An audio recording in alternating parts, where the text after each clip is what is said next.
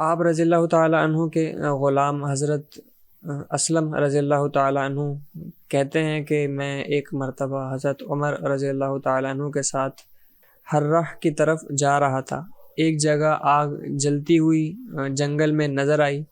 حضرت عمر رضی اللہ تعالیٰ عنہ نے فرمایا کہ شاید یہ کوئی قافلہ ہے جو رات کو جاگنے کی وجہ سے شہر میں نہیں گیا، باہر ہی ٹھہر گیا، چلو اس کی خیر خبر لیں، رات کو حفاظت کا انتظام کریں۔ وہاں پہنچے تو دیکھا کہ ایک عورت ہے جس کے ساتھ چند بچے ہیں جو رو رہے ہیں اور چلا رہے ہیں کہ ایک دیگچی چولہے پر رکھی ہے جس میں پانی بھرا ہوا ہے اور اس کے نیچے آگ جل رہی ہے۔ انہوں نے سلام کیا اور قریب آنے کی اجازت لی۔ اس کے پاس گئے اور پوچھا کہ یہ بچے کیوں رو رہے ہیں؟ عورت نے کہا کہ بھوک سے لاچار ہو کر رو رہے ہیں۔ دریافت فرمایا کہ اس دیگچی میں کیا ہے؟ عورت نے کہا پانی بھر کر بہلانے کے واسطے آگ پر دیگچی رکھی ہے، ذرا ان کو تسلی ہو جائے اور سو جائیں۔ امیر المومنین حضرت عمر رضی اللہ تعالیٰ عنہ کا اور میرا اللہ ہی کے یہاں فیصلہ ہوگا کہ اس تنگی کی خبر نہیں لیتے۔ حضرت عمر رضی اللہ تعالیٰ عنہ رونے لگے اور فرمایا کہ اللہ تجھ پر رحم کرے، بھلا عمر رضی اللہ تعالیٰ عنہ کو تیرے حال کی کیا خبر ہے؟ کہنے لگی وہ میرے امیر بنے ہیں اور میرے حال کی خبر بھی نہیں رکھتے۔ اسلم رضی اللہ تعالیٰ عنہ کہتے ہیں کہ حضرت عمر رضی اللہ تعالیٰ عنہ مجھے ساتھ لے کر واپس ہوئے اور ایک بوری میں بیت المال میں سے کچھ آٹا اور کھجوریں اور چربی اور کچھ کپڑے اور کچھ درہم لیے۔ غرض اس بوری کو خوب بھر لیا اور فرمایا کہ یہ میری کمر پر رکھ دے۔ میں نے عرض کیا کہ میں لے چلوں؟ آپ رضی اللہ تعالیٰ عنہ نے فرمایا نہیں، میری کمر پر رکھ دے۔ 2-3 مرتبہ جب میں نے اصرار کیا تو فرمایا کیا قیامت میں بھی میرے بوجھ کو تو ہی اٹھائے گا؟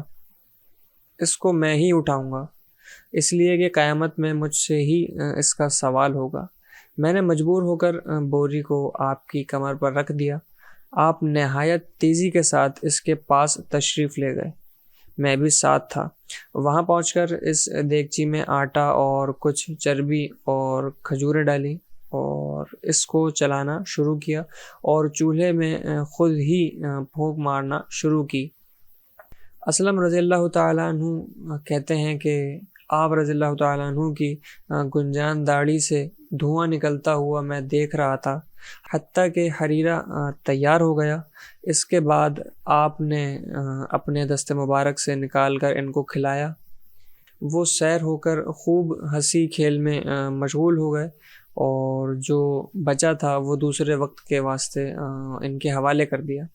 وہ عورت بہت خوش ہوئی اور کہنے لگی اللہ تعالیٰ تمہیں جزائے خیر دے، تم تھے اس کے مستحق کے بجائے حضرت عمر رضی اللہ تعالیٰ عنہ کے تم ہی خلیفہ بنائے جاتے۔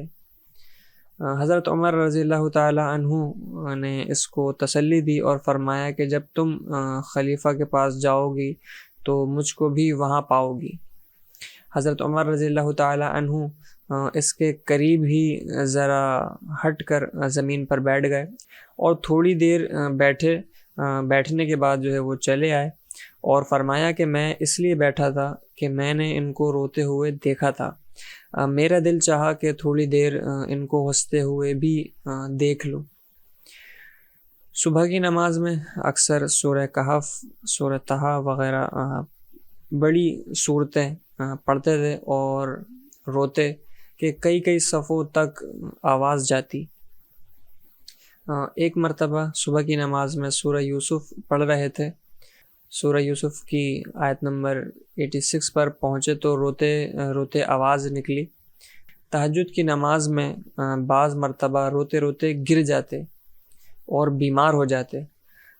سورہ یوسف کی آیت نمبر 86 یہ ہے، قال انما اشکو بثی وحزنی الی اللہ،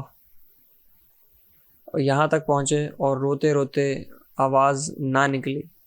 یہ ہے اللہ کا خوف کہ اس شخص کا جس کے نام سے بڑے بڑے نامور بادشاہ ڈرتے تھے، کانپتے تھے، آج بھی کئی 100 برسوں بعد ان کے زمانے تک ان کا دبدبہ برقرار ہے، موجود ہے۔